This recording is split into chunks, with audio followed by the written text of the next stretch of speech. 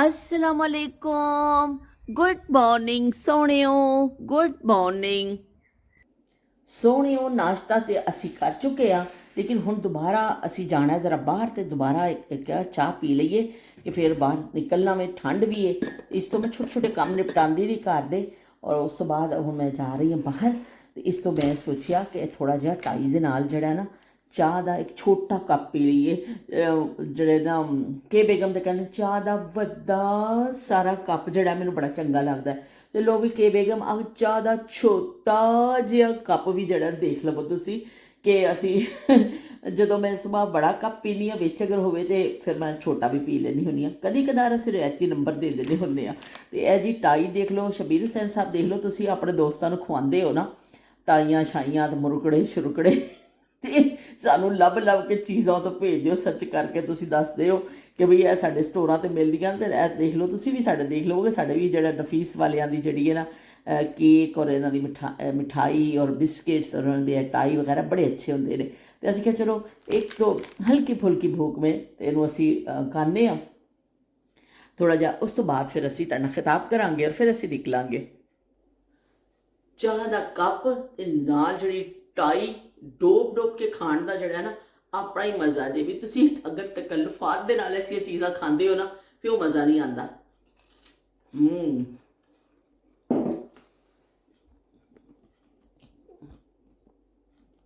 ਜਿਹੜਾ ਚੀਜ਼ ਨੂੰ ਡੋਬ ਕੇ ਖਾਣ 'ਚ ਮਜ਼ਾ ਆਵੇ ਨਾ, ਉਹ ਫਿਰ ਤੁਹਾਨੂੰ ਇਸ ਤਰ੍ਹਾਂ ਨਹੀਂ ਆ ਸਕਦਾ ਕਿ ਤੁਸੀਂ ਇੰਜੋਏ ਨਹੀਂ ਕਰਦੇ ਹੋ। ਤੇ ਕਹਿੰਦੇ ਨੇ ਬਹੁਤ ਸਾਰੇ ਨਸ਼ੇ ਨੇ ਦੁਨੀਆ 'ਚ ਜਿਹੜੇ ਹਰਾਮ ਨੇ। ਨਸ਼ਾ ਤਾਂ ਹੈ ਹੀ ਹਰਾਮ, ਤੇ ਪਰ ਇਹ ਜਿਹੜਾ ਹਲਾਲ ਨਸ਼ਾ ਜਿਹੜਾ ਲੱਗ ਗਿਆ ਨਾ ਜਿਹੜੇ ਲੋਕਾਂ ਨੂੰ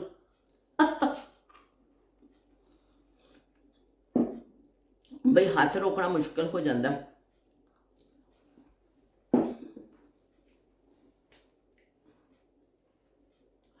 ਤੇ ਹੁਣ ਮੈਂ ਚਾਹ ਪੀਵਾਂਗੀ, ਫਿਰ ਤੁਹਾਡਾ ਖਿਤਾਬ ਕਰਾਂਗੀ ਔਰ ਅਸੀਂ ਕਰਾਂਗੇ। ਕੇ ਬੇਗਮ ਨੇ ਕੱਲ ਪੁੱਛਿਆ, ਕੇ ਬੇਗਮ ਨੇ ਕਿਹਾ ਕਿ ਬਈ ਤੁਸੀਂ ਕਾਵੇ ਵਿੱਚ ਕੀ ਪਾਉਂਦੇ ਹੋ। ਕੇ ਬੇਗਮ ਨੇ ਪਹਿਲੇ ਵੀ ਇੱਕ ਗੱਲ ਦੱਸਿਆ ਸੀ, ਕਾਵਾ ਜਿਹੜਾ ਅਸੀਂ ਬਣਾਉਂਦੇ ਹਾਂ सौंफ, साबत सुक्का धनिया, सौंफ, अजवाइन ते सफ़ेद ज़ीरा, यह चीज़ां मिक्स करके रखिया हुई ने।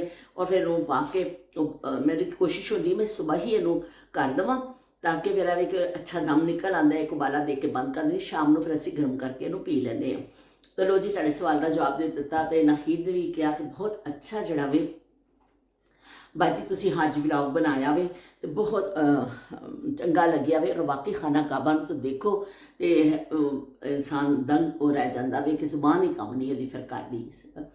तो शबीर हुसैन साहब ने कहा भी करेले साडे घर जिहड़े ने ना वो बन रहे ने कल, असी कल बनाने ने। तो अज असी पालक गोश्त बनाया भी। ओए होए होए, पालक गोश्त मेरा भी फेवरेट है। मैनू अपने अब्बू भी याद आ जाते हैं, मेरे अब्बू का भी बड़ा फेवरेट सी। तो पालक गोश्त साडे घर भी बहुत बनता हुंदा सी।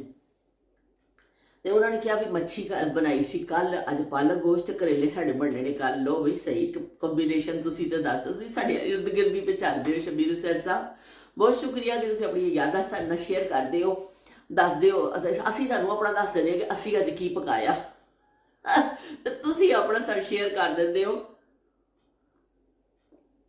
कि असीं कीता। तो चलो इस तरह मिल जुल के मिला जुला रद्दे अमल साडा टाइम अच्छा लंघ जाता सारे दोस्तों का। तो बहुत शुक्रिया जी तुहाडे कमेंट्स का। के बेगम ने भी हार्ट भेजे और बाकी सब ने भी जिन्होंने हार्ट भेजे, दिल भेजे और बहुत पसंद किया, और सब ने उन्हें सब का शुक्रिया। जब्बार घुमन साहब ने फरमाइश की सी कि भी तुसी की कहते ने लारा लाया होया सानू कि सियालकोट के सफ़र का, तो असी वो कहते सुक गए हैं इंतज़ार कर करके, इंतज़ार फरमाइए। तो वो की कहते ने तुसी सुनाओ सानू सियालकोट का किस्सा ट्रेन सफ़र का। ट्रेन सफ़र तो वही है जो कर रहे होंगे सा एक आम जी क्लास में असीं सफ़र करने से फट्टियां वालियां होंदियां सन उस जमाने क्लास, अज भी होंदियां ने, लेकिन असीं कभी कोई फर्स्ट क्लास या सानूं पता भी नहीं सी, सादे फट्टियां वाली क्लास होंदी सी, उहदे ते बैठ के असीं सियालकोट पहुँच रहे होंदे सा। जोश और जज्बा इन्ना ज़्यादा हुंदा सी कि फट्टे नहीं देखे जाते सन कि असीं फट्टियां ते बैठ के गए हैं। बस यह सोचिया जाता सी असीं अपने प्यारियां दे कोल चले हाँ, तो उत्थे जाके असीं मिलना वे दादी नूं। ਤੇ ਬਹਿਰਹਾਲ ਜੀ ਚਲੋ ਤੁਹਾਨੂੰ ਥੋੜਾ ਜਿਹਾ ਫਿਰ ਦੁਬਾਰਾ ਸਮੇਟਣੀ ਆ ਕਹਾਣੀ ਉਹੀ ਰਹਿਣੀ ਹੈ, ਅਲਫਾਜ਼ ਦੇ ਚੁਣਾਵ 'ਚ ਫਰਕ ਆ ਜਾਂਦਾ ਵੇ। ਪਹਿਲੇ ਮੈਂ ਕਿਸੇ ਹੋਰ ਅਲਫਾਜ਼ ਇਸਤੇਮਾਲ ਕੀਤੇ ਹੋਣੇ ਨੇ, ਹੁਣ ਕੋਈ ਹੋਰ ਅਲਫਾਜ਼ ਇਸਤੇਮਾਲ ਹੋਣਗੇ, ਕਹਾਣੀ ਉਹੀ ਹੈ, ਕਹਾਣੀ 'ਚ ਕੋਈ ਫਰਕ ਨਹੀਂ ਜੇ ਬਈ। ਸਿਆਲਕੋਟ ਜਾਣ ਦਾ ਜਦੋਂ ਹੁੰਦਾ ਸੀ ਨਾ ਤਿਆਰੀ, ਜਿਹੜੇ ਸੀਟਾਂ ਹੁੰਦੇ ਹੀ ਜਿਵੇਂ ਟ੍ਰੇਨ 'ਤੇ ਸੀਟਾਂ ਕਰਾ ਲਈਆਂ ਜਾਂਦੀਆਂ ਸਨ, ਸਾਨੂੰ ਖਬਰ ਮਿਲ ਜਾਂਦੀ ਸੀ ਕਿ ਸਿਆਲਕੋਟ ਜਾਣਾ ਵੇ, ਤੇ ਬਸ ਵੀ ਇੰਨੀ ਖੁਸ਼ੀ ਹੁੰਦੀ ਸੀ ਉਸ ਸਫ਼ਰ 'ਤੇ ਜਾਣ ਤੋਂ। ਸਭ ਤੋਂ ਜ਼ਿਆਦਾ ਟ੍ਰੇਨ 'ਤੇ ਬੈਠਣ ਦੀ ਖੁਸ਼ੀ ਹੁੰਦੀ ਸੀ। ਉਸ ਤੋਂ ਬਾਅਦ ਖੁਸ਼ੀ ਹੁੰਦੀ ਸੀ ਕਿ ਟ੍ਰੇਨ 'ਚ ਬਹਿਣਾ ਅਤੇ ਅਸੀਂ ਬੋਤਲ ਵੀ ਪੀਵਾਂਗੇ। ਬੋਤਲ ਉਸ ਜ਼ਮਾਨੇ 'ਚ ਬਹੁਤ ਬੜੀ ਇੱਕ ਆਈਟਮ ਹੁੰਦਾ ਸੀ ਕਿ ਆਮ ਬੰਦੇ ਦੀ ਪਹੁੰਚ ਵਿੱਚ ਨਹੀਂ ਸੀ ਬੋਤਲ। ਸਾਡੇ ਇਲਾਕੇ 'ਚ ਕੋਈ ਦੁਕਾਨ ਨਹੀਂ ਹੁੰਦੀ ਸੀ, ਸਾਨੂੰ ਸਵਾਏ ਟ੍ਰੇਨ ਸਫ਼ਰ ਦੀ ਬੋਤਲ ਨਹੀਂ ਮਿਲਦੀ ਹੁੰਦੀ ਸੀ। ਬੋਤਲ ਪੀਣ ਦੀ ਜਿਹੜਾ ਅਸੀਂ ਪੈਪਸੀ ਡਰਿੰਕ ਸੀ ਜਾਂ ਜਿਹੜੇ ਕੋਲਾ ਪੀਂਦੇ ਆ ਉਹਨੂੰ ਬੋਤਲ ਕਿਹਾ ਜਾਂਦਾ ਸੀ ਉਸ ਜ਼ਮਾਨੇ 'ਚ, ਬੋਤਲ। ਤੇ ਅਸੀਂ ਕੀ ਕਰਦੇ, ਬੜੇ ਖੁਸ਼ ਹੋ ਜਾਂਦੇ ਸਾਂ। ਔਰ ਉਸ ਤੋਂ ਵੀ ਜ਼ਿਆਦਾ ਖੁਸ਼ੀ ਹੁੰਦੀ ਸੀ ਕਿ ਅਸੀਂ ਉੱਥੇ ਜਾ ਕੇ ਤਾਂਗੇ 'ਤੇ ਬਹਿਣਾ ਵੇ। ਤਾਂਗੇ ਦੀ ਸਵਾਰੀ ਵੀ ਸਾਡੇ ਬਚਪਨ ਦੀ ਹਸੀਨ ਯਾਦਾਂ ਵਿੱਚੋਂ ਕਿ ਸਿਆਲਕੋਟ ਦੇ ਨਾਲ ਜੁੜੀਆਂ ਨੇ ਉਹ ਯਾਦਾਂ। ਤੇ ਉਹ ਫਿਰ ਜਦੋਂ ਸੀਟਾਂ ਹੋ ਜਾਣੀਆਂ, ਸਮਾਨ ਬੰਨਣਾ, ਟਰੰਕ ਹੁੰਦੇ ਸਨ ਉਸ ਜ਼ਮਾਨੇ 'ਚ, ਵੱਡੇ ਵੱਡੇ ਟਰੰਕ। ਇਹ ਅੱਜ ਕੱਲ੍ਹ ਟਰੋਲੀ ਬੈਗ ਔਰ ਬਹੁਤ ਕੁਛ ਆ ਗਿਆ, ਲੇਕਿਨ ਉਸ ਜ਼ਮਾਨੇ 'ਚ ਟਰੰਕ ਹੁੰਦੇ ਸਨ। ਉਹ ਟਰੰਕਾਂ ਵਿੱਚ ਅੰਮੀ ਨੇ ਕੱਪੜੇ ਰੱਖਣੇ ਨੇ, ਅੱਬੂ ਨੇ ਰੱਖਣੇ ਨੇ, ਸਾਨੂੰ ਕੋਈ ਪਤਾ ਨਹੀਂ ਹੁੰਦਾ। ਸਾਨੂੰ ਤਾਂ ਬਸ ਸ਼ੌਕ ਹੁੰਦਾ ਸੀ ਅਸੀਂ ਟ੍ਰੇਨ 'ਤੇ ਬਹਿਣਾ ਵੀ ਅਤੇ ਬਸ ਛੇਤੀ ਦੀ ਟ੍ਰੇਨ ਟੁਰ ਪਵੇ ਅਤੇ ਅਸੀਂ ਉੱਥੇ ਪਹੁੰਚ ਜਾਈਏ। ਅਤੇ ਉਹ ਬਸ ਕੱਪੜੇ ਸ਼ੱਪੜੇ ਪੈਰੈਂਟਸ ਰੱਖ ਲੈਂਦੇ ਸਨ। ਜੋ ਸਾਡਾ ਜੁੱਤੀ ਕੱਪੜਾ ਸਾਦਾ ਸਾਦਾ ਦੌਰ ਸੀ, ਬਹੁਤ ਜ਼ਿਆਦਾ ਚੀਜ਼ਾਂ ਤਾਂ ਨਹੀਂ ਹੁੰਦੀਆਂ ਸਨ। ਕੁਛ ਕੱਪੜੇ ਰੱਖੇ ਜਾਂਦੇ ਸਨ, ਕੁਛ ਰਸਤੇ ਵਿੱਚ ਫਿਰ ਜਿਹੜਾ ਖਾਣ ਪੀਣ ਦਾ ਸਮਾਨ ਹੁੰਦਾ ਸੀ, ਕਿਉਂਕਿ ਇਸ ਤਰ੍ਹਾਂ ਬਹੁਤ ਜ਼ਿਆਦਾ ਹੋਟਲ ਵਗੈਰਾ ਵੀ ਰਸਤੇ 'ਚ ਵੀ ਬਹੁਤ ਚੀਜ਼ਾਂ ਨਹੀਂ ਮਿਲਦੀਆਂ ਹੁੰਦੀਆਂ ਸਨ। ਲੰਬਾ ਸਫ਼ਰ ਹੁੰਦਾ ਸੀ, ਇਸ ਤੋਂ ਲੋਕ ਘਰੋਂ ਹੀ ਜਿਹੜਾ ਇਹਨਾਂ ਨੂੰ ਖਾਣਾ ਬਣਾ ਕੇ ਫਿਰ ਲੈ ਕੇ ਚੱਲਦੇ ਸਨ ਕਿ ਰਸਤੇ 'ਚ ਸਾਨੂੰ ਕਿਸੇ ਚੀਜ਼ ਦੀ ਜ਼ਰੂਰਤ ਨਾ ਪਵੇ। ਅਤੇ ਉਹ ਫਿਰ ਖ਼ਾਸ ਤੌਰ 'ਤੇ ਅੰਮੀ ਨੇ ਜਾਂ ਤਾਂ ਸੁੱਕਾ ਗੋਸ਼ਤ ਭੁੰਨਦੇ ਹੁੰਦੇ ਸਨ, ਕੀਮਾ, ਮਤਲਬ ਖੁਸ਼ਕ ਸਾਲਨ ਬਣਾਇਆ ਜਾਂਦਾ ਸੀ ਕਿ ਰਸਤੇ 'ਚ ਸ਼ੋਰੇ ਜਿਹੜੇ ਨੇ ਨਾ ਇੱਧਰ ਉੱਧਰ ਨਾ ਰੁੜਦੇ ਫਿਰਨ, ਉਹ ਸ਼ੋਰਿਆਂ ਤੋਂ ਬਚਿਆ ਜਾਂਦਾ ਸੀ ਸਫ਼ਰ ਦੇ ਵਿੱਚ ਕਿ ਸ਼ੋਰਬਾ ਜਿਹੜਾ ਨਾ ਉੱਥੇ ਹੀ ਜਾ ਕੇ ਜੇ ਖਾਣਾ ਹੋਇਆ ਤਾਂ ਖਾ ਲਾਂਗੇ, ਭੁੱਜਾ ਸਾਲਨ ਪਕਾ ਲਓ। ਅਤੇ ਉਹ ਭੁੱਜਾ ਸਾਲਨ ਪੱਕਦਾ ਹੁੰਦਾ ਸੀ, ਰੋਟੀਆਂ ਵੀ ਘਰੋਂ ਹੀ ਪਕਾ ਕੇ ਰੱਖੀਆਂ ਜਾਂਦੀਆਂ ਸਨ। ਸਭ ਤੋਂ ਜ਼ਿਆਦਾ ਜਿਹੜਾ ਹਸੀਨ ਆਈਟਮ ਹੁੰਦਾ ਸੀ ਉਹਦੇ ਵਿੱਚ ਅੰਡੇ ਹੁੰਦਾ ਸੀ, ਜਿਹੜੇ ਅੱਜ ਤੱਕ ਅਸੀਂ ਸ਼ੌਕ ਨਾਲ ਖਾਂਦੇ ਹਾਂ। ਅੰਡੇ ਜਿਹੜੇ ਨੇ ਉਬਾਲ ਕੇ ਰੱਖੇ ਜਾਂਦੇ ਸਨ ਬਹੁਤੇ ਸਾਰੇ, ਕਿ ਵੀ ਸਵੇਰੇ ਨਾਸ਼ਤਾ ਕਰਨਾ ਹੈ ਜਾਂ ਕਿਸੇ ਬੱਚੇ ਦਾ ਵਿੱਚ ਦਿਲ ਚਾਹੇਗਾ ਤਾਂ ਕੀ ਖਾਏਗਾ, ਉਹ ਆਂਡੇ ਹੀ ਖਾਏਗਾ ਨਾ। ਫਿਰ ਆਂਡੇ ਗਰਮ, ਉੱਥੇ ਸਟੇਸ਼ਨ 'ਤੇ ਵੀ ਆਵਾਜ਼ ਲੱਗਦੀ ਹੁੰਦੀ ਸੀ, ਪਰ ਅਸੀਂ ਘਰੋਂ ਹੀ ਉਬਾਲ ਕੇ ਲੈ ਕੇ ਜਾਂਦੇ ਹੁੰਦੇ ਸਾਂ। ਅਤੇ ਉਹ ਆਂਡੇ ਉਬਾਲ ਕੇ ਫਿਰ ਉਹਨਾਂ ਨੂੰ ਰੱਖ ਲਿਆ ਜਾਂਦਾ ਸੀ। ਫਿਰ ਇੱਕ ਅਖਬਾਰ ਦੀ ਪੁੜੀ ਲੈ ਕੇ ਨਾ ਉਹਦੇ ਵਿੱਚ ਲੂਣ ਅਤੇ ਕਾਲੀਆਂ ਮਿਰਚਾਂ ਮਿਕਸ ਕਰਕੇ ਜਾਂ ਸਾਦਾ ਲੂਣ ਜੋ ਰੱਖ ਲਿਆ ਜਾਂਦਾ ਸੀ ਪੁੜੀ ਬਣਾ ਕੇ। ਔਰ ਫਿਰ ਉਹਨੂੰ ਇੱਕ ਟੋਕਰੀ ਹੁੰਦੀ ਸੀ, ਉਹਦੇ ਵਿੱਚ ਭਾਂਡੇ, ਪਲੇਟਾਂ, ਫਿਰ ਗਲਾਸ, ਫਿਰ ਉਹ ਖਾਣ ਟਿਫਨ ਹੁੰਦਾ ਸੀ, ਇੱਕ ਟਿਫਨ ਐਸਾ 3 ਪੀਸ ਦਾ ਹੁੰਦਾ ਸੀ ਜਾਂ 4 ਪੀਸ ਦਾ ਵੀ ਹੁੰਦਾ ਸੀ। ਮੁਖਤਲਿਫ ਲੋਕਾਂ ਕੋਲ ਮੁਖਤਲਿਫ 2 ਵਾਲੇ ਵੀ ਹੁੰਦੇ ਸਨ, ਲੇਕਿਨ ਉੱਪਰੋਂ ਲੌਕ ਹੋ ਜਾਂਦਾ ਹੁੰਦਾ ਸੀ। ਉਹ ਟਿਫਨ ਦੇ ਵਿੱਚ ਸਾਲਨ ਪਾ ਕੇ, ਰੋਟੀਆਂ ਰੱਖ ਕੇ ਜੋ ਕਰਕੇ, ਤਾਂ ਉਹਨੂੰ ਐਸਾ ਕਰਕੇ ਇੱਕ ਉੱਪਰੋਂ ਬੰਦ ਹੋ ਜਾਂਦਾ ਸੀ, ਕਾਬੂ ਹੋ ਜਾਂਦਾ ਸੀ, ਉਹ 'ਚ ਡਿੱਗਣ ਦਾ ਚਾਂਸ ਨਹੀਂ ਹੁੰਦਾ ਸੀ ਖਾਣੇ ਦਾ। ਉਹ ਟਿਫਨ ਦੇ ਵਿੱਚ ਉਹ ਰੱਖ ਲਿਆ ਜਾਂਦਾ ਸੀ ਖਾਣਾ ਵਗੈਰਾ ਔਰ ਕੁਛ ਬਰਤਨ ਔਰ ਕੁਛ ਕੋਈ ਮੌਸਮੀ ਫਰੂਟ, ਕੋਈ ਕੇਲਾ ਜਾਂ ਕੋਈ ਜਿਹੜੀ ਵੀ ਚੀਜ਼ ਹੋ ਗਈ ਕਿ ਬੱਚਿਆਂ ਦੇ ਰਸਤੇ ਪਤਾ ਹੁੰਦਾ ਸੀ ਕਿ ਬੱਚੇ ਨਾਲ ਚੱਲੇ ਨੇ, ਇਹਨਾਂ ਕੰਬਖਤਾਂ ਨੇ ਕਿਤੇ ਨਾ ਕਿਤੇ ਕੁਛ ਨਾ ਕੁਛ ਮੰਗਣਾ ਵੀ, ਇਹਨਾਂ ਦੇ ਤੇ ਢਿੱਡ ਭਰਨੇ ਨਹੀਂ ਨੇ। ਅਤੇ ਫਿਰ ਮਾਂ ਬਾਪ ਵਿਚਾਰੇ ਜਿਹੜੇ ਨਾ ਘਰੋਂ ਹੀ ਲੈ ਕੇ ਚੱਲਦੇ ਹੁੰਦੇ ਸਨ। ਅਤੇ ਇਸ ਤਰ੍ਹਾਂ ਫਿਰ ਉਹ ਸਫ਼ਰ ਸ਼ੁਰੂ ਹੁੰਦਾ ਸੀ। ਫਿਰ ਖਾਣਾ ਵੀ ਹੋ ਗਿਆ, ਕੱਪੜੇ ਵੀ ਰੱਖ ਲਏ ਟਰੰਕ ਵਿੱਚ, ਫਿਰ ਟਿਫਨ ਵੀ ਹੋ ਗਿਆ। ਸਭ ਤੋਂ ਅਹਿਮ ਆਈਟਮ ਹੁੰਦਾ ਸੀ ਕਿ ਬਿਸਤਰਬੰਦ। ਇੱਕ ਬਿਸਤਰਬੰਦ ਹੁੰਦਾ ਸੀ, ਉਹਦੇ ਵਿੱਚ ਫਿਰ ਬਿਸਤਰੇ ਲਪੇਟੇ, ਕਿ ਉਹ ਫੱਟੀਆਂ ਵਾਲੀ ਸੀਟਾਂ ਹੁੰਦੀਆਂ ਸਨ, ਰਾਤ ਨੂੰ ਸੋਹਣਾ ਵੀ ਹੁੰਦਾ ਸੀ। ਸਰਾਣੇ, ਕੋਈ ਚਾਦਰਾਂ, ਕੁਛ 2-4 ਚੀਜ਼ਾਂ ਇਸ ਤਰ੍ਹਾਂ ਰੱਖ ਕੇ ਉਹ ਫਿਰ ਬਿਸਤਰਬੰਦ ਬੰਨ੍ਹ ਲਿਆ ਜਾਂਦਾ ਸੀ ਉਹਦੇ ਵਿੱਚ ਵਿਛਾ ਕੇ, ਔਰ ਉੱਪਰੋਂ ਉਹਦੇ ਬੱਕਲ ਜਿਹੇ ਹੁੰਦੇ ਸਨ। ਅਗਰ ਕਿਸੇ ਕੋ ਬਿਸਤਰਬੰਦ ਵੀ ਦਸਤਿਆਬ ਨਹੀਂ ਹੁੰਦਾ ਸੀ, ਉਹ ਸਾਦਾ ਹੀ ਚਾਦਰਾਂ ਨੂੰ, ਸਰਾਣਿਆਂ ਨੂੰ ਐਸਾ ਵਲੇਟ ਕੇ ਨਾ ਉੱਤੋਂ ਰੱਸੀ ਬੰਨ੍ਹ ਲਈ ਜਾਂਦੀ ਸੀ। ਅਤੇ ਇਸ ਤਰ੍ਹਾਂ ਫਿਰ ਉਹ ਇੱਕ ਬਿਸਤਰ ਵੀ ਤਿਆਰ ਹੋ ਜਾਂਦਾ ਸੀ। ਉਸ ਤੋਂ ਬਾਅਦ ਚਲੋ ਜੀ, ਹੁਣ ਉਸ ਹਾਲੇ ਵੀ ਆਈਟਮ ਬਾਕੀ ਨੇ ਬਈ, ਹਲਕਾ ਮਤ ਲੈਣਾ ਸਿਆਲਕੋਟ ਕੇ ਸਫ਼ਰ ਕੋ, ਕਿ ਉਸ ਤੋਂ ਬਾਅਦ ਸੁਰਾਹੀ ਦੀ ਖਿਦਮਾਤ ਹਾਸਿਲ ਕੀਤੀਆਂ ਜਾਂਦੀਆਂ। ਪਾਣੀ ਕਿੱਥੋਂ ਪੀਣਾ ਵੇ ਰਸਤੇ 'ਚ, ਟ੍ਰੇਨ ਨਾ ਰੁਕੀ, ਬੱਚਿਆਂ ਨੂੰ ਪਿਆਸ ਲੱਗ ਗਈ। ਫਿਰ ਉਹ ਸੁਰਾਹੀ ਜਿਹੜੀ ਹੁੰਦੀ ਸੀ, ਹੁਣ ਬਹੁਤ ਘੱਟ ਮੈਂ ਦੇਖਿਆ ज़्यादा चीज़ां फिर किते ना किते तो मौजूद दुनिया च होंदियां ही ने, लेकिन पहले सुराही का इस्तेमाल, घड़ियां का इस्तेमाल बहुत होंदा सी। सुराही स्पैशली सफ़र के हवाले नाल जरूर नाल रखते होंदे सन, कि धौड़ फड़नी जिहड़ी है ना आसान होंदी है।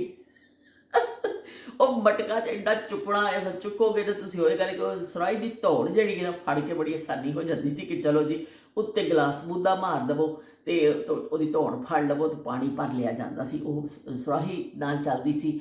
ਔਰ ਸਭ ਤੋਂ ਅਹਿਮ ਆਈਟਮ ਸਿਆਲਕੋਟ ਸਫ਼ਰ ਦਾ, ਇਹ ਸਭ ਤੋਂ ਜਿਹੜਾ ਜ਼ਰੂਰੀ ਆਈਟਮ ਹੁੰਦਾ ਸੀ, ਉਸ ਤੋਂ ਬਗੈਰ ਤੁਸੀਂ ਤਸੱਵੁਰ ਨਹੀਂ ਕਰ ਸਕਦੇ ਸੋ ਕਿ ਤੁਸੀਂ ਜਾਓਗੇ ਸਫ਼ਰ ਲਈ, ਉਹ ਹੁੰਦਾ ਸੀ ਲੋਟਾ। ਅੱਜ ਕੱਲ੍ਹ ਤੇ ਲੋਕ ਲੋਟੇ ਬਣਦੇ ਨੇ, ਸਿਆਸੀ ਪਾਰਟੀਆਂ 'ਚ ਜਾਂਦੇ ਨੇ, ਲੋਟੇ ਬੜੇ ਮਸ਼ਹੂਰ ਹੋਏ ਨੇ ਕਿ ਇਸ ਹਵਾਲੇ ਦੇ ਨਾਲ। ਪਰ ਇਹ ਕਿ ਲੋਟਾ ਬੜਾ ਅਹਿਮ ਹੁੰਦਾ ਸੀ, ਕਿ ਤੁਸੀਂ ਉਸ ਟ੍ਰੇਨ ਦਾ ਇੰਨਾ ਖਤਰਨਾਕ ਸਾਊਂਡ ਹੁੰਦਾ ਸੀ, ਉਸ ਟੂਟੀ ਦਾ ਐਸਾ ਉੱਪਰ ਨੂੰ ਕਰ ਜਿਵੇਂ ਡੜਕ ਕਰਕੇ ਪਾਣੀ ਨਿਕਲਦਾ ਹੁੰਦਾ ਸੀ। ਪਰ ਇਹ ਵੀ ਕਿ ਉਹਦੇ ਲਈ ਫਿਰ ਲੋਟਾ ਤਾਂ ਤੁਹਾਨੂੰ ਚਾਹੀਦਾ ਹੁੰਦਾ ਸੀ ਨਾ, ਅਤੇ ਫਿਰ ਲੋਟਾ ਲਾਜ਼ਮੀ ਰੱਖਿਆ ਜਾਂਦਾ ਸੀ। ਬਈ ਲੋਟਾ ਨਾ ਭੁੱਲ ਜਾਵੇ, ਸਾਰਿਆਂ ਨੂੰ ਕਹਿੰਦੇ ਰੋਟੀ ਭੁੱਲ ਜਾ ਕੋਈ ਨਹੀਂ, ਕਿਤੋਂ ਮਿਲ ਜਾਏਗੀ, ਲੋਟਾ ਬੜਾ ਮੁਸ਼ਕਿਲ ਹੈ, ਲੋਟੇ ਤੋਂ ਬਗੈਰ ਸਫ਼ਰ ਮੁਸ਼ਕਿਲ ਹੈ। ਅਤੇ ਉਹ ਲੋਟੇ ਦੀ ਫਿਰ ਬਾਅਦ ਨਵਾਂ ਇੱਕ ਲੋਟਾ ਲੈ ਕੇ ਆਇਆ ਜਾਂਦਾ ਸੀ, ਕਿ ਸਫ਼ਰ 'ਚ ਜਾਣਾ ਵੇ ਅਤੇ ਚਲੋ ਵੀ ਇਹਨੂੰ ਜ਼ਰਾ ਨਵਾਂ ਉਹ ਸਾਰਾ ਲੋਟਾ ਅਤੇ ਖਾਣਾ ਅਤੇ ਨਾਲ ਟਿਫਨ ਅਤੇ ਨਾਲ ਸਾਰੇ ਟਰੰਕ ਲੈ ਕੇ ਔਰ ਸੁਰਾਹੀ ਲੈ ਕੇ ਉਹ ਫਿਰ ਕੈਂਟ ਸਟੇਸ਼ਨ ਪਹੁੰਚਦੇ ਹੁੰਦੇ ਸਨ। ਉਹ ਕੁਲੀ ਫਿਰ ਆਉਂਦੇ ਹੁੰਦੇ ਸਨ, ਕੁਲੀ ਨੇ ਸਮਾਨ ਚੁੱਕਣਾ, ਟਰੰਕ ਉਹਨੇ ਚੁੱਕਣਾ, ਉਹਨੇ ਸਭ ਟੋਕਰੀ ਫੜਨੀ। ਬਹਿਰ ਸਾਡਾ ਦਰਦੇ ਸਰ ਨਹੀਂ ਹੁੰਦਾ ਸੀ, ਸਾਨੂੰ ਨਹੀਂ ਪਤਾ ਕਿੰਨੇ ਨਗ ਨੇ, ਕਿੰਨੀਆਂ ਚੀਜ਼ਾਂ ਨੇ। ਅੱਬੂ ਨੇ ਗਿਣਨਾ ਹੁੰਦਾ ਸੀ ਵੀ ਇੰਨੇ ਨਗ ਘਰੋਂ ਲੈ ਕੇ ਨਿਕਲੇ ਆ। ਉਹ ਬੱਚਿਆਂ ਨੂੰ ਵੀ ਨਗਾਂ ਵਿੱਚ ਸ਼ਾਮਿਲ ਕੀਤਾ ਜਾਂਦਾ ਸੀ, 1 2 3 4 10 ਨਗ ਹੋ ਗਏ ਜੇ ਵੀ ਸਾਡੇ 5 ਨਗ ਹੋ ਗਏ ਸਨ, ਨਗਾਂ ਦੇ ਹਿਸਾਬ ਨਾਲ ਨਾ ਉਹ ਗਿਣਿਆ ਜਾਂਦਾ ਸੀ। ਫਿਰ ਟ੍ਰੇਨ ਵਿੱਚ ਬੈਠ ਜਾਣਾ ਸੀ, ਪਰ ਟ੍ਰੇਨ 'ਚ ਬਹਿਣਾ, ਕੁਲੀ ਨੇ ਸਮਾਨ ਰੱਖਣਾ, ਅੱਬੂ ਨੇ ਕਹਿਣਾ ਬੈਗ ਇੱਥੇ ਵਾੜ ਦੇ, ਉਹ ਉੱਥੇ ਰੱਖ ਦਿਓ, ਪੰਡ ਉੱਥੇ ਰੱਖ ਦਿਓ। ਸਾਨੂੰ ਤਾਂ ਸੀਟਾਂ 'ਤੇ ਬਹਿ ਕੇ ਕੋਈ ਖੁਸ਼ੀ ਮਿਲਦੀ ਸੀ ਕਿ ਬਸ ਹੁਣ ਟ੍ਰੇਨ ਚੱਲਣੀ ਹੈ ਅਤੇ ਪਤਾ ਨਹੀਂ ਅਸੀਂ ਕਿੱਥੇ ਪਹੁੰਚ ਜਾਣਾ, ਕਿਤੇ ਚੰਦ 'ਤੇ ਪਹੁੰਚ ਜਾਣਾ ਹੈ, ਕਿਹੜੀ ਦੁਨੀਆ 'ਚ ਅਸੀਂ ਜਾਣਾ। ਇੰਨਾ ਸ਼ੌਕ ਹੁੰਦਾ ਸੀ ਕਿ ਬਸ ਉਹ ਟ੍ਰੇਨ ਚੱਲ ਪਵੇ। ਉਹ ਜਿਵੇਂ ਫਿਰ ਟ੍ਰੇਨ ਚੱਲਣੀ, ਅੱਬੂ ਨੇ ਕਹਿਣਾ ਬਹਿ ਜਾਓ ਆਰਾਮ ਨਾਲ, ਹੁਣ ਟ੍ਰੇਨ ਚੱਲਣ ਲੱਗੇ। ਟ੍ਰੇਨ ਚੱਲਦੀ ਸੀ, ਖਿੜਕੀ 'ਚੋਂ ਐਸਾ ਚੀਜ਼ਾਂ ਮਿਲਦੀਆਂ ਪਿੱਛੇ ਜਾ ਰਹੀਆਂ ਨੇ ਔਰ ਅਸੀਂ ਅੱਗੇ ਨੂੰ ਜਾ ਰਹੇ ਹਾਂ, ਅਸੀਂ ਦੇਖਦੇ ਜਾ ਰਹੇ ਹਾਂ ਹੈਰਤ ਦੇ ਨਾਲ ਕਿ ਟ੍ਰੇਨ ਚੱਲ ਪਈ ਹੈ। ਫਿਰ ਟ੍ਰੇਨ ਹੌਲੀ ਹੌਲੀ ਕਰਦੀ ਕਰਦੀ ਵੀ ਸਪੀਡਾਂ ਫੜ ਲੈਂਦੀ ਸੀ, ਫਿਰ ਤੇਜ਼ੀ ਦੇ ਨਾਲ ਚੀਜ਼ਾਂ ਗੁਜ਼ਰਨ ਲੱਗ ਪੈਂਦੀਆਂ ਸਨ। ਗੱਡੀ ਜਾਂਦੀ ਏ ਛਲਾਂਗਾ ਮਾਰਦੀ, ਮੈਨੂੰ ਯਾਦ ਆਵੇ ਮੇਰੇ ਯਾਰ ਦੀ। ਮੇਰਾ ਵਿਛੜਾ ਹੈ ਯਾਰ, ਮੇਰਾ ਦਿਲ ਬੇਕਰਾਰ, ਰੱਬਾ ਖੈਰ ਕਰੀ ਮੇਰੇ ਯਾਰ ਦੀ। ਗੱਡੀ ਚੱਲੀਏ ਗਲੀ ਚੋਂ ਯਾਰ ਦੀ, ਤੇ ਗੱਡੀ ਜਾਂਦੀ ਏ ਛਲਾਂਗਾ ਮਾਰਦੀ। ਇਸ ਤਰ੍ਹਾਂ ਗੱਡੀ ਛਲਾਂਗਾ ਮਾਰਦੀ ਜਾ ਰਹੀ ਹੁੰਦੀ ਸੀ। ਅਸੀਂ ਕਦੀ ਉੱਤੇ ਬਾਂਦਰਾਂ ਵਾਂਗਰ, ਕਦੀ ਥੱਲੇ, ਕਦੀ ਉੱਤੇ ਕਦੀ ਥੱਲੇ। ਅੱਬੂ ਨੇ ਕਹਿਣਾ ਕੰਬਖਤੋਂ ਤੁਹਾਨੂੰ ਹੋ ਕੀ ਗਿਆ ਵੇ, ਆਰਾਮ ਨਾਲ ਬਹਿ ਜਾਓ ਕਿਤੇ। ਅੱਬੂ ਮੁਸਤਕਲ ਸਾਡਾ ਜਿਹੜਾ ਸਮਝਾਉਣ 'ਤੇ ਹੁੰਦੇ ਸੀ, ਉਹਨਾਂ ਦੀ ਡਿਊਟੀ ਬਸ ਉਸ ਦਿਨ ਸ਼ੁਰੂ ਹੁੰਦੀ ਸੀ ਖਾਸ, ਕਿ ਤੁਸੀਂ ਬਹਿ ਜਾਓ ਕਿਤੇ ਆਰਾਮ ਨਾਲ, ਉਹ ਅੱਲਾ ਨੂੰ ਮੰਨੋ ਕਿਤੇ ਬਹਿ ਜਾਓ। ਪਰ ਅਸੀਂ ਕਿਤੇ ਮੰਨਦੇ ਹੁੰਦੇ ਸਾਂ। ਅਤੇ ਉਸੇ ਦਰਮਿਆਨ ਜਦੋਂ ਆਉਂਦਾ ਹੁੰਦਾ ਸੀ ਬੋਤਲ ਵਾਲਾ, ਉਹ ਸਭ ਤੋਂ ਹਸੀਨ ਆਈਟਮ ਹੁੰਦਾ ਸੀ। ਜਦੋਂ ਬੋਤਲ ਵਾਲੇ ਨੇ ਇੱਕ ਵਰਦੀ ਜਿਹੀ ਪਾਈ ਹੁੰਦੀ ਸੀ ਔਰ ਵੱਡੇ ਵੱਡੇ ਬੋਝੇ ਹੁੰਦੇ ਸਨ, ਉਹ ਇੱਕ ਵੱਡਾ ਜਿਹਾ ਕੋਟ ਉਹਨੇ ਪਾਇਆ ਹੁੰਦਾ ਸੀ, ਕਿਉਂਕਿ ਉਹਦੇ ਵਿੱਚ ਉਹਨੇ ਆਪਣੀ ਉਹ ਕੀ ਰੱਖਣੀ ਹੁੰਦੀ ਸੀ, ਚੀਜ਼ਾਂ ਚੂਜ਼ਾਂ ਨਾ, ਉਹ ਜੇਬਾਂ ਵਾਲਾ ਪਾਇਆ ਹੁੰਦਾ ਸੀ ਉਹਨੇ। ਔਰ ਉਹਨੇ ਬਾਲਟੀ ਫੜੀ ਹੁੰਦੀ ਸੀ, ਔਰ ਬਾਲਟੀ ਨੂੰ ਇੰਨਾ ਉਹਦਾ ਹੱਥ ਮਜ਼ਬੂਤ ਹੁੰਦਾ ਸੀ, ਬਾਲਟੀ ਨੂੰ ਇੱਥੇ ਟੰਗ ਲੈਂਦਾ ਸੀ ਉਹ, ਅਤੇ ਉਹ ਫਿਰ ਆਵਾਜ਼ ਲਾਉਂਦਾ ਹੁੰਦਾ ਸੀ, ਬੋਤਲ ਠੰਡੀ ਬੋਤਲ, ਬੋਤਲ ਠੰਡੀ ਬੋਤਲ। ਅਤੇ ਉਹ ਫਿਰ ਬਈ ਜਿਵੇਂ ਹੀ ਉਹਦੀ ਆਵਾਜ਼ ਆਉਣੀ, ਪਿੱਛੇ ਹਲੇ ਹੁੰਦਾ ਸੀ, ਅਸੀਂ ਸਾਰੇ ਹੁਸ਼ਿਆਰ ਹੋ ਕੇ ਬਹਿ ਜਾਂਦੇ ਸਨ। ਲੋ ਬਈ ਹੁਣ ਤਾਂ ਜਿਹੜਾ ਨਾ ਨਸੀਬ ਖੁੱਲ੍ਹਣ ਵਾਲਾ ਵੇ ਸਾਡਾ, ਉਹ ਲਮਹਾ ਆ ਪਹੁੰਚਿਆ ਜਿਹਦੇ ਲਈ ਅਸੀਂ ਇੰਨੇ ਦਿਨ ਦਾ ਇੰਤਜ਼ਾਰ ਕਰ ਰਹੇ ਸਾਂ। ਉਹ ਫਿਰ ਬੋਤਲ ਵਾਲੇ ਨੇ ਆਉਣਾ, ਉਹਨੇ ਚਾਬੀ ਐਸਾ ਕਰਕੇ ਬੋਤਲਾਂ 'ਤੇ ਫੇਰਨੀ, ਇੱਕ ਖਾਸ ਸਾਊਂਡ ਆਉਂਦਾ ਹੁੰਦਾ ਸੀ। ਅਤੇ ਉਹ ਫਿਰ ਜਦੋਂ ਕੋਲੋਂ ਉਹ ਲੰਘ ਆਉਣਾ, ਅੱਬੂ ਨੇ ਸਾਡੇ ਕੋਲੋਂ ਪੁੱਛਣਾ, ਪੀਣੀ ਹੈ? ਮਨਾ ਕੌਣ ਕਰੇਗਾ? ਕਿਹੜਾ ਕਾਫਰ ਹੈ ਜਿਹੜਾ ਮਨਾ ਕਰੇਗਾ ਬੋਤਲ ਨੂੰ? ਅਸੀਂ ਫੌਰਨ ਮੁੰਡੀ ਹਿਲਾ ਦਿੰਦੇ ਸਨ, ਆਹੋ ਜੀ ਪੀਣੀ ਹੈ ਸਾਡੇ ਕੋਲੋਂ ਪੁੱਛੋ ਨਾ, ਫਟਾਫਟ ਸਾਨੂੰ ਲੈ ਕੇ ਦੇਵੋ।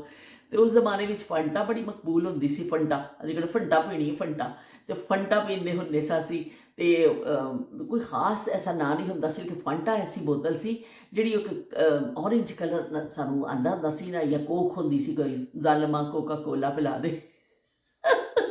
ਜ਼ਾਲਮਾ ਕੋਕਾ ਕੋਲਾ ਪਿਲਾ ਦੇ, ਤੇ ਜ਼ਾਲਮਾ ਕੋਕਾ ਕੋਲਾ ਪਿਲਾ ਦੇ। ਅਸੀਂ ਫਿਰ ਉਹ ਪੀਂਦੇ ਹੁੰਦੇ ਸਨ। ਪਰ ਕੁਝ ਬਹੁਤ ਜ਼ਿਆਦਾ ਬ੍ਰਾਈਟ 7 ਅਪ ਹੁੰਦੀ ਸੀ, 2-3 ਕਿਸਮ ਦੀਆਂ ਬੋਤਲਾਂ ਉਹਦੇ ਕੋਲ ਰੰਗ ਬਰੰਗੀਆਂ ਪਈਆਂ ਹੁੰਦੀਆਂ ਸਨ। ਹਰ ਬੱਚਾ ਦੇਖਦਾ ਸੀ ਕਿ ਲੈਣੀ ਤੇ ਇੱਕ ਹੀ ਹੈ ਤੇ ਇੱਥੇ ਰੰਗ ਨਜ਼ਰ ਆ ਰਹੇ ਨੇ ਜ਼ਿਆਦਾ, ਤੇ ਪਰ ਵੀ ਇੱਕ ਹੀ ਮਿਲਦੀ ਹੁੰਦੀ ਸੀ। ਤੇ ਉਹ ਫਿਰ ਅੱਬੂ ਨੇ ਲੈ ਕੇ ਦੇਣੀ, ਅਸੀਂ ਪੀਣਾ। ਉਹਨੇ ਫਿਰ ਅੱਗੇ ਦੇ ਇੱਕ ਭਾਈ ਨੇ ਅੱਗੇ ਚਲੇ ਜਾਣਾ, ਅਗਲਿਆਂ ਨੂੰ ਉਹ ਅਗਲੇ ਸ਼ਿਕਾਰ ਫਸਾਦਾ ਹੁੰਦਾ ਸੀ ਕਿ ਪਿਛਲੇ ਸ਼ਿਕਾਰ ਨਾਲ ਫਸ ਗਏ ਨੇ, ਹੁਣ ਅਗਲੇ ਸ਼ਿਕਾਰਾਂ ਵੱਲ ਚੱਲੋ। ਉਹ ਵੀ ਆਪਣੀ ਰੋਜ਼ੀ ਰੋਟੀ ਲਈ ਨਿਕਲਿਆ ਹੁੰਦਾ ਸੀ। ਤੇ ਅਸੀਂ ਫਿਰ ਹੌਲੀ ਪੀਣਾ ਪੀਣਾ ਕਿ ਇਹ ਮੁੱਕ ਨਾ ਜਾਵੇ, ਬਾਰ-ਬਾਰ ਬੋਤਲ ਨੂੰ ਦੇਖਣਾ ਇਹ ਮੁੱਕ ਤੇ ਨਹੀਂ ਰਹੀ ਪੀਣ ਨੂੰ ਵੀ ਦਿਲ ਕਰ ਰਿਹਾ ਕਿ ਅਸੀਂ ਪੀਏ ਤੇ ਬਈ ਉਹ ਮੁੱਕ ਵੀ ਨਾ ਜਾਵੇ। ਇਸ ਤਰ੍ਹਾਂ ਕੀ ਕਹਿੰਦੇ ਨੇ, ਉਹ ਟ੍ਰੇਨ ਚੱਲਦੀ ਜਾਂਦੀ ਸੀ, ਜਿੱਥੇ ਕੋਈ ਦਰਿਆ ਆਉਂਦਾ ਸੀ ਉਹ ਅਸੀਂ ਇੰਨੀ ਹੈਰਾਨਗੀ ਨਾਲ ਦੇਖਣਾ। ਜੋ ਹੈਦਰਾਬਾਦ ਤੋਂ ਪਹਿਲੇ ਦਰਿਆਏ ਸਿੰਧ ਆਉਂਦਾ ਸੀ, ਅੱਬੂ ਨੂੰ ਪਤਾ ਨਹੀਂ ਕਿਸ ਤਰ੍ਹਾਂ ਪਤਾ ਚੱਲ ਜਾਂਦਾ ਹੁੰਦਾ ਸੀ ਕਿ ਦਰਿਆਏ ਸਿੰਧ ਆਉਣ ਵਾਲਾ, ਸਾਨੂੰ ਤਾਂ ਅੱਜ ਤੱਕ ਨਹੀਂ ਪਤਾ ਚੱਲਿਆ। ਅੱਬੂ ਨੇ ਕਹਿਣਾ ਤਾਂ ਹੁਣ ਦਰਿਆ ਆਉਣ ਵਾਲਾ ਵੇ, ਅਸੀਂ ਸਾਰਿਆਂ ਨੇ ਖਿੜਕੀ ਤੋਂ ਕੋਲ ਆ ਕੇ ਖੜੇ ਹੋ ਜਾਣਾ ਕਿ ਬਈ ਉਹ ਦਰਿਆ ਦੇਖੀਏ। ਪਾਣੀ ਨਾਲ ਲਪਾ ਲੱਪ ਭਰਿਆ ਦਰਿਆ ਹੁੰਦਾ ਸੀ, ਔਰ ਇਸ ਤਰ੍ਹਾਂ ਅਸੀਂ ਹੈਰਤ ਦੇ ਨਾਲ ਇੰਨਾ ਪਾਣੀ ਦੇਖਦੇ ਸਾਂ ਕਿ ਇੰਨਾ ਪਾਣੀ, ਕਿਉਂਕਿ ਖਾਲਾ ਦੇ ਪਿੰਡ ਜਾਂਦੇ ਹੁੰਦੇ ਸਨ, ਨਹਿਰ ਤੇ ਅਸੀਂ ਦੇਖਦੇ ਸਾਂ, ਲੇਕਿਨ ਦਰਿਆ ਦੇਖਣਾ ਉਹ ਸਾਡੇ ਵਾਸਤੇ ਬੜਾ ਹੈਰਾਨਕੁਨ ਮੰਜ਼ਰ ਹੁੰਦਾ ਸੀ। ਤੂੰ ਫਿਰ ਦਰਿਆ ਲੰਘ ਜਾਣਾ, ਫਿਰ ਅੱਬੂ ਨੂੰ ਕਹਿਣਾ ਚਲੋ ਬਈ ਹੁਣ ਸ਼ੋਅ ਮੁੱਕ ਗਿਆ, ਬਹਿ ਜਾਓ ਆਪਣੀ ਆਪਣੀਆਂ ਸੀਟਾਂ ਤੇ। ਲੇਕਿਨ ਹਰ ਬੱਚੇ ਦੀ ਕੋਸ਼ਿਸ਼ ਹੁੰਦੀ ਸੀ ਅਸੀਂ ਜਿਹੜੀ ਖਿੜਕੀ ਦੇ ਨਾਲ ਵਾਲੀ ਸੀਟ ਤੇ ਬਹਿਣਾ ਹੋਵੇ। ਪਤਾ ਨਹੀਂ ਖਿੜਕੀ ਦੇ ਨਾਲ ਵਾਲੀ ਸੀਟ ਜਿਹੜੀ ਏ ਉਹ ਕਿਉਂ ਇੰਨੀ ਅਹਿਮੀਅਤ ਰੱਖਦੀ ਸੀ ਕਿ ਅਸੀਂ ਥੱਕਦੇ ਨਹੀਂ ਸਾਂ ਕਿ ਬਸ ਸਾਨੂੰ ਖਿੜਕੀ ਦੇ ਨਾਲ ਵਾਲੀ ਸੀਟ ਚਾਹੀਦੀ ਹੈ, ਖਿੜਕੀ ਦੇ ਨਾਲ ਵਾਲੀ ਸੀਟ 'ਚ ਅਸੀਂ ਉੱਥੇ ਬੈਠਣਾ, ਅਸੀਂ ਦੁਨੀਆ ਦੇਖਣੀ। ਕਿਉਂਕਿ ਉਸ ਗਲੀ 'ਚੋਂ ਉਸ ਘਰ 'ਚੋਂ ਉਸ ਮੁਹੱਲੇ 'ਚੋਂ ਨਿਕਲ ਕੇ ਤੇ ਸਾਡੇ ਵਾਸਤੇ ਉਹ ਟ੍ਰੇਨ ਦੀ ਜਿਹੜੀ ਖਿੜਕੀ ਸੀ ਨਾ, ਉਹੀ ਸਭ ਤੋਂ ਅਹਿਮੀਅਤ ਹੁੰਦੀ ਸੀ ਕਿ ਬਸ ਉਹ 'ਚ ਅਸੀਂ ਦੁਨੀਆ ਦੇਖਦੇ ਹੋਏ ਜਾਂਦੇ ਸਾਂ। ਹਾਲਾਂਕਿ ਟ੍ਰੇਨ ਇੰਨੀ ਤੇਜ਼ੀ ਨਾਲ ਦੌੜ ਰਹੀ ਹੁੰਦੀ ਸੀ, ਪਰ ਸਾਡੇ ਵਾਸਤੇ ਉਹੀ ਦੁਨੀਆ ਸੀ। ਇਸ ਤਰ੍ਹਾਂ ਅਸੀਂ ਕਰਦੇ ਕਰਦੇ ਫਿਰ ਸਵੇਰੇ ਨਾਸ਼ਤੇ ਦਾ ਵੀ ਟਾਈਮ ਹੋਣਾ, ਚਾਏ ਵਾਲਾ ਚਾਏ, ਤੇ ਅੱਖ ਖੁੱਲ੍ਹਦੀ ਹੁੰਦੀ ਸੀ ਚਾਏ ਵਾਲੇ ਦੇ। ਫਿਰ ਅੱਬੂ ਨੇ ਚਾਹ ਲੈਣੀ, ਵਾਂਡੇ ਛਾਂਡੇ ਕੱਢਣੇ, ਕੋਈ ਥੋੜ੍ਹਾ ਬਹੁਤ ਜਿਹੜਾ ਨਾਲ ਕੁਛ ਲੈ ਕੇ ਆਏ ਹੁੰਦੇ ਸਨ, ਨਾਸ਼ਤਾ ਨੂਸ਼ਤਾ ਕਰਨਾ। ਉਸ ਤੋਂ ਬਾਅਦ ਫਿਰ ਹਰ ਮਿੰਟ ਬਾਅਦ ਅਸੀਂ ਅੱਬੂ ਕੋ ਪੁੱਛ ਰਹੇ ਸਾਂ, ਅੱਬੂ ਜੀ ਕਿੰਨੀ ਦੂਰ ਰਹਿ ਗਿਆ ਅੱਬੂ ਜੀ ਹੁਣ ਕਿੰਨੇ ਸਟੇਸ਼ਨ ਰਹਿ ਗਏ ਨੇ, ਅੱਬੂ ਜੀ ਕਿੰਨੇ ਸਟੇਸ਼ਨ ਰਹਿ ਗਏ ਨੇ, ਮੱਤ ਮਾਰਦੇ ਨੇ ਹੁੰਦੇ ਸਾਂ ਅਸੀਂ ਆਪਣੇ ਬਾਪ ਦੀ। ਤੇ ਮੈਂ ਉਹ ਹੁਣ ਸੋਚ ਰਹੀ ਸਾਡੇ ਕੋਲ ਬੱਚੇ ਇੱਕ ਤੋਂ ਦੂਸਰੀ ਦਫਾ ਸਵਾਲ ਪੁੱਛਦੇ ਨੇ, ਸਾਨੂੰ ਗੁੱਸਾ ਚੜ੍ਹ ਜਾਂਦਾ ਜਾਂ ਕੁਛ, ਲੇਕਿਨ ਅਸੀਂ ਕਿੰਨਾ ਆਪਣੇ ਕਰਦੇ ਸਾਂ, ਹਰ ਸਟੇਸ਼ਨ ਤੋਂ ਬਾਅਦ ਪੁੱਛਦੇ ਸਾਂ ਅੱਬੂ ਜੀ ਹੁਣ ਕਿੰਨੇ ਸਟੇਸ਼ਨ ਬਚੇ ਨੇ।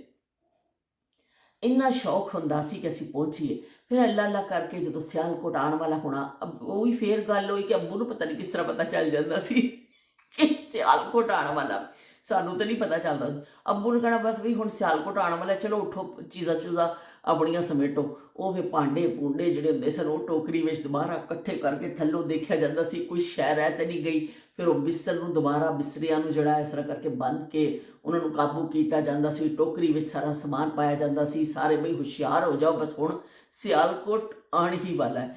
ਤੇ ਫਿਰ ਇਸ ਤਰ੍ਹਾਂ ਅਸੀਂ ਸਿਆਲਕੋਟ ਸਟੇਸ਼ਨ ਆਉਂਦਾ ਸੀ, ਗੱਡੀ ਹੁੰਦੀ ਹੌਲੀ ਹੌਲੀ ਸਲੋ ਹੁੰਦੀ ਜਾਂਦੀ ਸੀ, ਔਰ ਸਾਡੀ ਖੁਸ਼ੀ ਜਿਹੜੀ ਹੈ ਨਾ ਉਹ ਲਬਰੇਜ਼ ਹੋ ਜਾਂਦੇ ਸਨ, ਦਿਲ ਦੀਆਂ ਧੜਕਣਾਂ ਤੇਜ਼ ਹੋ ਜਾਂਦੀਆਂ ਸਨ। ਗੱਡੀ ਸਲੋ ਹੁੰਦੀ ਸੀ ਤੇ ਦਿਲ ਦੀਆਂ ਧੜਕਣਾਂ ਹੋ ਜਾਂਦੀਆਂ ਸਨ ਤੇਜ਼ ਕਿ ਬਸ ਆ ਗਿਆ ਸਿਆਲਕੋਟ। ਤੇ ਸਿਆਲਕੋਟ ਸ਼ਹਿਰ ਤੇ ਫਿਰ ਗੱਡੀ ਜਦੋਂ ਰੁਕਣੀ, ਫਿਰ ਉਹੀ ਮੰਜ਼ਰ ਹੁੰਦਾ ਸੀ ਕਿ ਕੁਲੀ ਆਉਂਦਾ ਸੀ, ਕੁਲੀ ਨੇ ਸਮਾਨ ਚੁੱਕਣਾ ਵੇ ਤੇ ਕਰਨਾ ਹੈ। ਫਿਰ ਇੱਕ ਦਫਾ ਫਿਰ ਉਹੀ ਹੁੰਦਾ ਸੀ, ਅੱਬੂ ਨੇ ਸਾਰੇ ਨਗ ਪੂਰੇ ਕਰਨੇ ਹੁੰਦੇ ਸੀ, 1 2 3 4 ਉਹ ਗਿਣਤੀ ਸ਼ੁਰੂ ਹੁੰਦੀ ਸੀ, 1 2 3 4 5 6 7 8 9 10 11 12 13, ਤੇ ਉਹ ਫਿਰ ਜਿੰਨੇ ਨਾ ਹੁੰਦੇ ਸਨ ਉਹ ਗਿਣੇ ਜਾਂਦੇ ਸਨ। ਉਸ ਤੋਂ ਬਾਅਦ ਫਿਰ ਸਟੇਸ਼ਨ ਤੋਂ ਬਾਹਰ ਨਿਕਲ, ਸਾਦਾ ਜਿਹਾ ਸਟੇਸ਼ਨ, ਹੁਣ ਮੈਂ ਬਹੁਤ ਅਰਸਾ ਹੋ ਗਿਆ ਨਹੀਂ ਦੇਖਿਆ, ਸ਼ਾਇਦ ਚੇਂਜ ਹੋ ਗਿਆ ਵਾ, ਇੱਕ ਬਹੁਤ ਸਾਦੀ ਜੀ ਇਮਾਰਤ, ਸਾਦਾ ਜਿਹਾ ਸਟੇਸ਼ਨ, ਅਸੀਂ ਬਾਹਰ ਨਿਕਲਨੇ ਹੁੰਦੇ ਸਾਂ। ਔਰ ਉੱਥੋਂ ਫਿਰ ਨਿਕਲ ਕੇ ਫਿਰ ਉਹ ਸਾਹਮਣੇ ਸਾਨੂੰ ਉਹ ਨਜ਼ਰ ਆਉਂਦਾ ਸੀ ਮੰਜ਼ਰ, ਉਹ ਸਾਨੂੰ ਜਾਨੇ ਬਹਾਰਾਂ ਰਸ਼ਕੇ ਚਮਨ ਗੁੰਚਾ ਦਹਨ ਸੀਮੀ ਬਦਨ ਐ ਜਾਨੇ ਮਨ, ਤੇ ਸਾਡਾ ਜਾਨੇ ਮਨ ਸਾਨੂੰ ਨਜ਼ਰ ਆ ਜਾਂਦਾ ਸੀ। ਉਹ ਘੋੜੇ ਖੜੇ ਹੁੰਦੇ ਸਨ ਤਾਂਗੇ ਲੈਣ ਦੇ ਨਾਲ, ਉਹ ਕੋਚਵਾਨ ਆ ਜਾਂਦੇ ਹੁੰਦੇ ਸਨ ਕਿ ਵੀ ਭਾਜੀ ਕਿੱਥੇ ਜਾਣਾ ਹੈ, ਭਾਜੀ ਸਾਨੂੰ ਦੱਸੋ, ਭਾਜੀ ਆ ਜਾਓ, ਸਾਡਾ ਟਾਂਗਾ ਚੰਗਾ ਵੇ, ਭਾਜੀ ਆ ਜਾਓ। ਉਹ ਤਕਰਾਰ ਟਾਂਗੇ ਵਾਲਿਆਂ ਦੀ ਹੁੰਦੀ ਸੀ। ਫਿਰ ਭਾਜੀ ਕਿਸੇ ਨਾਲ ਤੈਅ ਕਰਕੇ, ਕਿਉਂਕਿ ਬਕਾਇਦਾ ਜਿਹੜਾ ਨਾ ਕਿਰਾਇਆ ਤੈਅ ਕੀਤਾ ਜਾਂਦਾ ਸੀ, ਉਹ ਥੋੜ੍ਹੀ ਤਕਰਾਰ ਤੋਂ ਬਾਅਦ ਫਿਰ ਕਿਰਾਇਆ ਤੈਅ ਹੁੰਦਾ ਸੀ। ਫਿਰ ਜਿੱਦਾਂ ਤੈਅ ਹੋ ਜਾਂਦਾ ਸੀ ਫਿਰ ਉਹ ਕੁਲੀ ਉਸ ਪਾਸੇ ਟੁਰ ਪੈਂਦਾ ਸੀ ਅਤੇ ਅਸੀਂ ਵੀ ਸਾਰੇ ਉਸ ਪਾਸੇ ਟੁਰ ਪੈਂਦੇ ਸਾਂ। ਅਤੇ ਫਿਰ ਉਹ ਇੱਕ ਪਿੱਛੇ ਟਾਂਗੇ ਦੇ ਬਣਿਆ ਹੁੰਦਾ ਸੀ ਇੱਕ ਜਿੱਥੇ ਪਿਛਲੀ ਸੀਟ ਹੁੰਦੀ ਥੱਲੇ ਇੱਕ ਜਗ੍ਹਾ, ਉੱਥੇ ਟਰੰਕ ਵਾੜੇ ਜਾਂਦੇ ਸਨ, ਸਮਾਨ ਸਮੂਨ ਹੋਈ ਕਿ ਉਹ ਮਾਂ ਬਾਪ ਦੀ ਜ਼ਿੰਮੇਵਾਰੀ ਹੁੰਦੀ। ਸਾਨੂੰ ਸਿਰਫ ਸ਼ੌਕ ਹੁੰਦਾ ਸੀ ਛਾਲ ਮਾਰ ਕੇ ਨਾ ਅਤੇ ਅਸੀਂ ਟਾਂਗੇ 'ਤੇ ਬੈਠ ਜਾਈਏ। ਅਤੇ ਇਸ ਤਰ੍ਹਾਂ ਟਾਂਗੇ 'ਤੇ ਅਸੀਂ ਬੈਠਣਾ ਅਤੇ ਕੋਸ਼ਿਸ਼ ਹੁੰਦੀ ਸੀ ਕਿ ਅਸੀਂ ਕੀ ਕਹਿੰਦੇ ਨੇ ਉੱਥੇ ਅੱਗੇ ਬੈਠੀਏ। ਮੇਰੀ ਹਮੇਸ਼ਾ ਕੋਸ਼ਿਸ਼ ਹੁੰਦੀ ਸੀ ਅੱਬੂ ਜੀ ਅੱਗੇ ਬਿਠਾ ਦੇਵੋ ਸਾਨੂੰ, ਅਤੇ ਫਿਰ ਅਸੀਂ ਅੱਗੇ ਬੈਠਣਾ। ਉਹ ਫਿਰ ਟਾਂਗਾ ਜਿਹੜਾ ਚੱਲਦਾ ਸੀ, ਓਏ ਹੋਏ ਹੋਏ, ਉਹ ਜਿਹੜੇ ਟਾਂਗਾ ਚੱਲਣਾ ਔਰ ਫਿਰ ਜਿਹੜੇ ਖਾਸ ਘੋੜੇ ਦੀ ਪੈਰਾਂ ਦੀ ਟਾਪਾਂ ਦੀ ਆਵਾਜ਼ ਆਉਂਦੀ ਹੈ, ਅਤੇ ਜਿਹੜਾ ਫਿਰ ਉਹਨੇ ਅੱਗੋਂ ਫਿਰ ਕੋਈ ਹਾਰਨ ਨਹੀਂ ਹੁੰਦਾ ਘੋੜੇ ਵਿੱਚ, ਅਤੇ ਉਹ ਫਿਰ ਆਵਾਜ਼ ਲਾਣੀ, ਉਹ ਭਾਜੀ ਉਹ ਸਾਈਡ 'ਤੇ ਹੋਈਓ ਜੀ, ਉਹ ਇੱਧਰ ਹੋਈਓ। ਨਾਲ ਨਾਲ ਘੋੜੇ ਵਾਲਾ ਆਵਾਜ਼ਾਂ ਲਾਉਂਦਾ ਹੁੰਦਾ ਸੀ, ਨਾਲ ਨਾਲ ਟਾਂਗਾ ਪਿਆ ਚੱਲਦਾ, ਉਹ ਟਿਪ ਟਿਪ ਟਿਪ ਦੀ ਜਿਹੜੀ ਆਵਾਜ਼ ਆਉਂਦੀ ਸੀ ਨਾ ਘੋੜੇ ਦੀ ਪੈਰਾਂ ਦੀ, ਉਹ ਸਾਊਂਡ ਅੱਜ ਤੱਕ ਨਹੀਂ ਮੈਂ ਭੁੱਲੀ ਹਾਂ। ਅਸੀਂ ਬੈਠ ਕੇ ਅਸੀਂ ਐਸਾ ਲੱਗਦੇ ਸਾਂ ਕਿ ਬਸ ਬਈ ਅਸੀਂ ਪਤਾ ਨਹੀਂ ਕਿੱਥੇ ਪਹੁੰਚ ਗਏ। ਚੱਲ ਚੱਲੀਏ ਦੁਨੀਆ ਦੀ ਉਸ ਨੁਕਰੇ, ਜਿੱਥੇ ਬੰਦਾ ਨਾ ਬੰਦੇ ਦੀ ਜ਼ਾਤ ਹੋਵੇ।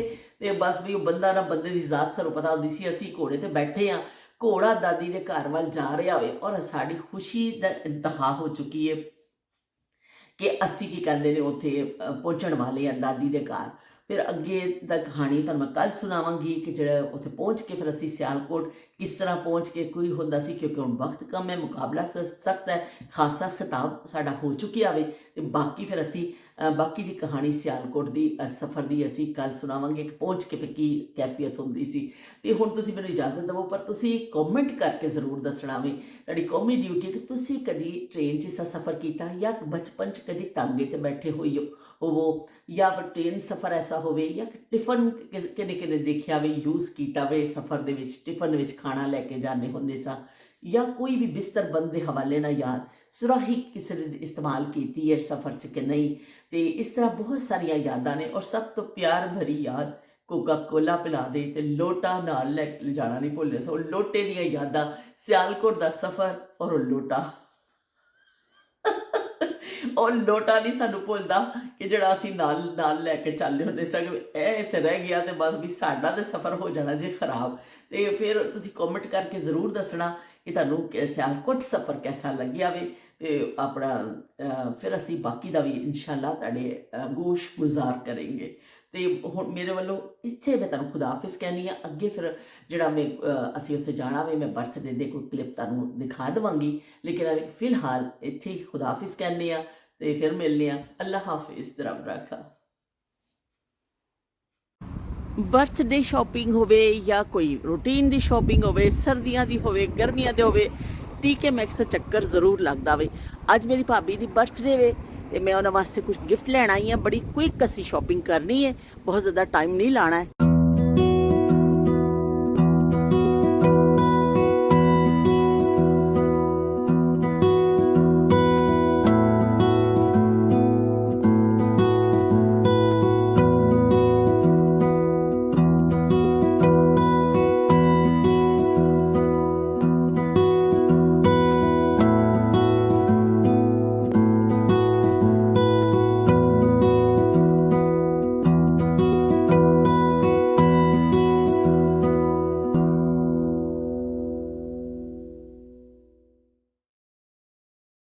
ਸ਼ਾਪਿੰਗ ਕੰਪਲੀਟ ਹੋ ਗਈ ਹੈ। ਕਾਫੀ ਕੋਸ਼ਿਸ਼ ਕੀਤੀ ਕਿ ਜਲਦੀ ਜਲਦੀ ਇਹਨਾਂ ਵਾਸਤੇ ਮੈਂ ਇੱਕ ਬੈਗ ਲਿਆ ਔਰ ਇਹ ਮੈਂ ਬਾਥਰੂਮ ਵਾਸਤੇ ਲਿਆ ਵੇ। ਇੱਕ ਦੋ ਚੀਜ਼ਾਂ ਹੋਰ ਲਈਆਂ ਨੇ, ਸੌਕਸ ਵਗੈਰਾ। ਬਸ ਬੜੀ ਕੁਇੱਕ ਸ਼ਾਪਿੰਗ ਕੀਤੀ ਹੈ ਕਿ ਜਿੰਨੀ ਜਲਦੀ ਅਸੀਂ ਹੋ ਜਾਏ, ਕਿਉਂਕਿ ਅਸੀਂ ਉੱਥੇ ਪਹੁੰਚਣਾ ਵੇ। ਇੰਤਜ਼ਾਰ ਕਰ ਰਹੇ ਨੇ ਖਾਣੇ ਤੇ ਸਭ, ਅਤੇ ਅਸੀਂ ਉੱਥੇ ਖਾਣਾ ਕੇਕ ਵੀ ਕੱਟਾਂਗੇ, ਖਾਣਾ ਵਾਣਾ ਵੀ ਖਾਵਾਂਗੇ। ਮਾਸ਼ ਆਉਣ ਵਾਲਾ ਲੈਣ ਵਾਸਤੇ ਹੁਣ ਮੈਂ ਕਾਲ ਕਰ ਦਿੱਤੀ ਹੈ ਅਤੇ ਬਸ ਉਹ ਕਿਸੇ ਹੀ ਲਮੇ ਆ ਜਾਏਗਾ ਅਤੇ ਫਿਰ ਅਸੀਂ ਕੀ ਕਹਿੰਦੇ ਨੇ ਘਰ ਦੀ ਤਰਫ ਰਵਾਨਾ ਹੋਵਾਂਗੇ।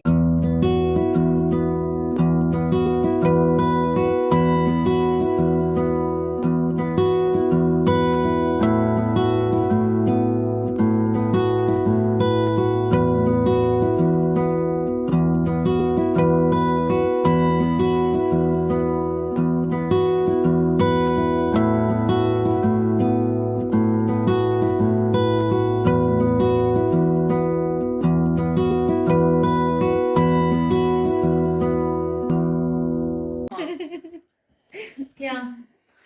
No, not you, mother. Happy birthday to you. Happy birthday, dear Aruj. Happy birthday to